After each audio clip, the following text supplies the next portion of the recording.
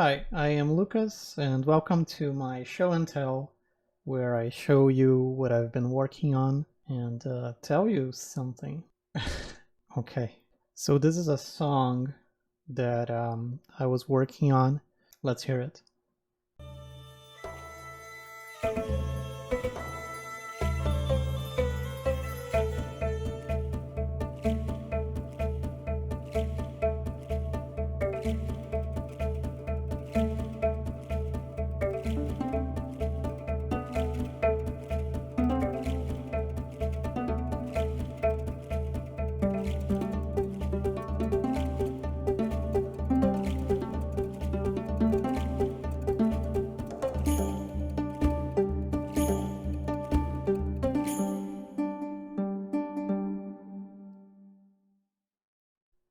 Okay, so this is probably going to be some kind of like funfar. I don't know how you pronounce that.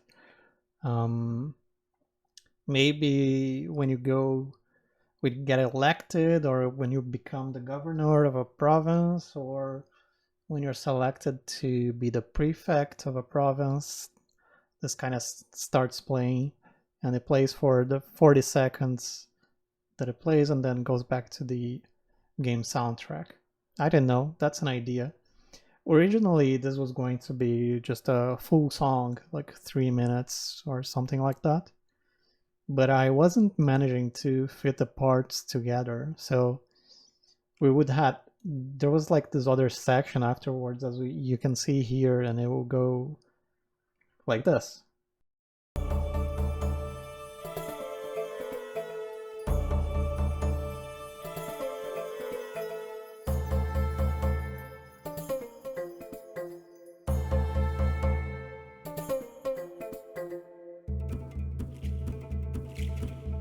And then it would go back to something similar to the previous section. But I wasn't happy with the full long song. I decided to cut it shorter and make sure that worked. I don't know, maybe at some point I can make it into a longer song. Let me know if you think this deserves a 3 minute song, or if it works well enough as the 40 seconds fanfare for some special event that happens in the game. Another thing I've been doing is I've been trying to post more on YouTube, share more stuff, show more of the development of Historia Realis. So we have videos, we have shorts. There's also my podcast, and there's going to be a new episode on that pretty soon. So stay tuned for that. My podcast, where I talk to other game developers about their games and their experiences making games. I'm also going live on YouTube and Twitch, so you can tune in for that. And I'm usually just programming, coding Historia Realis there. So yeah, subscribe to my YouTube channel. Now let's take a look at the most recent dev diary. So this was the one on the Provincial Administration Part 2 prototype. In the previous one, I had talked about the vision for the province administration. So that was mostly background research, historical research, thinking about how that was going to work, just setting an overall vision. And now I actually started doing the prototype. The prototype is playable right now. Currently, as of the recording of this video, it is available only for Substack supporters. It is going to be available for everyone for free. So depending on when you're watching this, you might want to look into that. That information is going to be available on the Substack post. So check out this link, historialis.substack.com. There's no in-game tutorial for the prototype. So I made a video tutorial. It's about 20 minutes long, and you can learn how to play that. And the reason why there's no video, there's no in-game tutorial, is just because the prototype is evolving so much. It's always changing and making updates. And I would have to make a tutorial and then update that tutorial every time I released a new update and as things changed. And coding the tutorial is hard. So I decided, okay, I'm just going to make videos and talk about things as I go and put some tooltips into the game, and hopefully that will be enough. As it says here, a quick note on visuals: the prototype is ugly. It does not look like a super well polished, amazing game.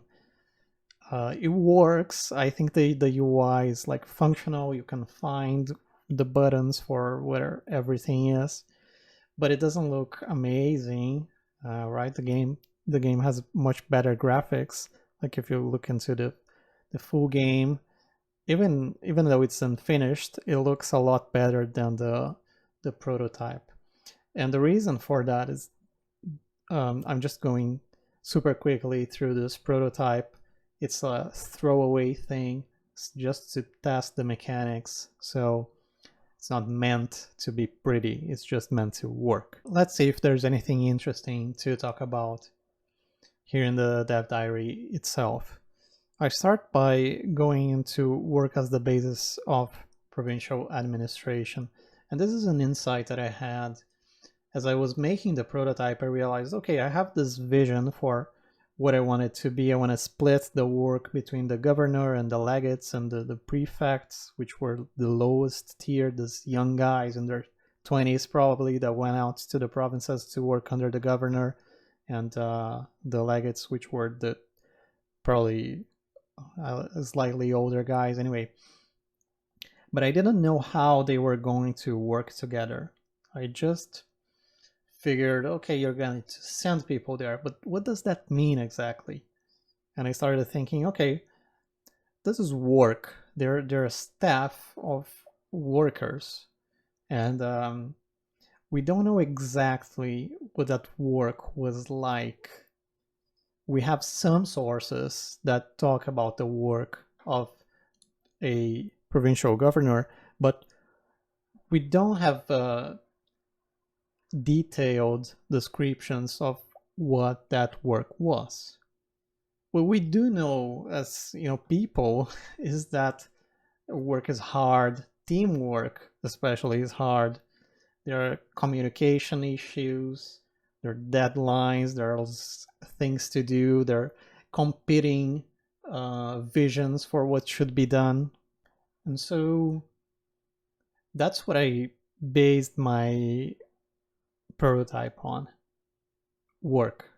I created a system where the staff can work together, and that is a challenging thing and hopefully a fun thing to interact with as well.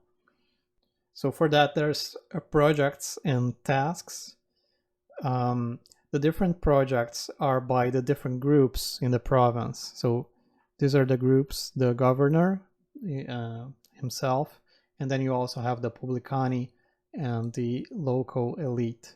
These were the main groups that were competing in the Roman province for often different things. They often have different goals, and you can read more about that in the previous diary linked here. And then inside these projects, you have specific tasks that individuals are trying to accomplish to make that project work. So there are different types of tasks. There are the work tasks, which are to do work for these different groups. And then you also have rest, you have leisure, and yeah. And your main interaction is choosing a task to do. I'm going to show you this in a little bit. I'm going to show you the prototype in action. And here I'm just talking about how it all works. There's also setting a focus. So you can choose to focus on a specific kind of task or a specific group within the province. And what that does is it allows you to control the RNG in the game a little bit. I also talk a bit about the UI UX, trying to have few buttons, few clicks. I really don't like it when grand strategy games or games in general they just appear so overwhelming and so complicated. And sometimes the system underlying is not even that deep. It's just that it's so hard to interact. You don't know where to find the button to do the thing. So I want to keep it simple in terms of UI and make the system underlying that simple UI a complex system. But it doesn't have to be hard to interact with just because it is complex. That is the thesis that I'm going for, that it's possible to have a good UI, good UX, few buttons, easy to find what you want to do, and still have a deep system underneath. There's also automation. I care about that as well. I think that if there's some part of the game that you don't like to interact with, you generally should be able to automate that. So there's some of that. If you don't want to keep picking your choices, you can automate your action choices and the game will do that for you. As for what is next, there are a few updates planned. The one that I'm working on right now is the progression update. Well, actually, I've already released this update. I don't know what I was thinking. This is not what I'm working on right now. I'm working on the second one. I'm working on the challenge one. So progression is done. You can already progress your character. What I'm doing now is crises and rumors, and I'm going to talk more about this in a little bit.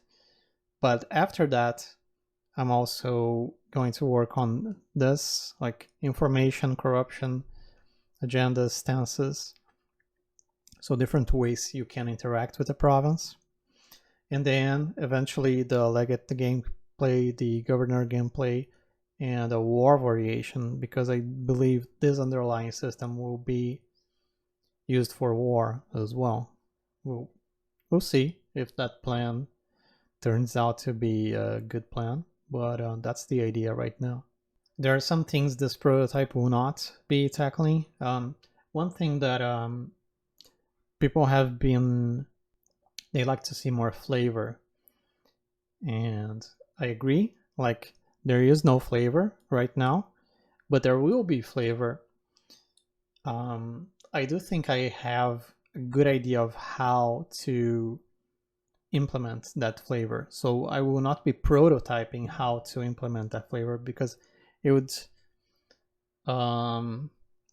be a lot of work to create actual content and to support content, and at the same time that it would be a lot of work, I do think I have already solved the content problem in the main game, and I have found a way to integrate that solution in this prototype. So this is what I would consider a solved problem, so I will not be solving it again. The prototype will be contentless. It would just be pure mechanics, and if I can validate those mechanics, then I can just put the content layer above it, and it should work fine, right? I think so. I think we will be fine, but there's just not going to be content in this prototype. So yeah, that's it for this dev diary on the prototype. If you want to play that, check out the Exorbialis Substack for news about the prototype. If you want to read this dev diary thoroughly, you can find it on Steam. There's a bug where the likes don't show. This actually has a few likes. I think it was a 20 something likes, but do like it. See if you can fix that bug with it's showing 0 likes, which is so sad. So give it a thumbs up on Steam. And Substack has this cool feature where people can leave messages when they subscribe. So this is the last one that somebody left, and they said, "This is absolutely my dream game.